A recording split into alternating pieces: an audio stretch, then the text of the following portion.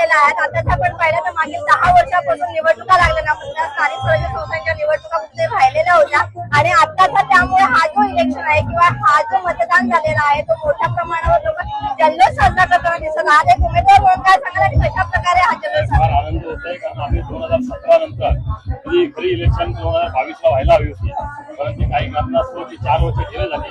पहिल्या पंचवार्षिक मध्ये आम्ही ते 2.5 वर्ष कोविड मध्ये गेले, 6.5 वर्ष लोकांची सेवा करण्यात आम्हाला फार काही कठीण अडचणी आल्या, परंतु आम्ही त्यातही मात करून आमच्या परीने जेवढं सेवा करण्याची संधी मिळाली तेवढी सेवा करत गेलो.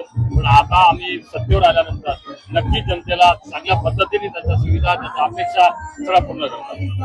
थँक्यू. जल्लोष साजरा करतात. आताचं पाहिलं तर मागील 9 वर्षांपासून स्थानिक स्वराज्य संस्थांच्या निवडणुका लागलेल्या होत्या, त्यामुळे हा मोठा इलेक्शन म्हणू शकतो, महानिकाल म्हणू शकतो आणि एकंदरीत तुम्ही निवडून आलेले आहे. माहोल कसा कशा प्रकारे हा जल्लोष साजरा करतात? मला वाटते हा पब्लिकचा विषय आहे आणि पब्लिकला कोणाची आता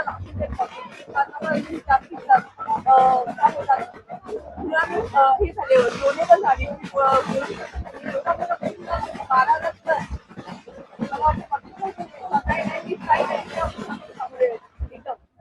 थँक्यू.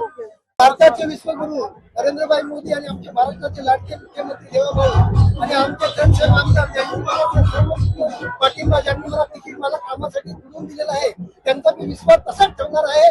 जय हिंद, जय भारत.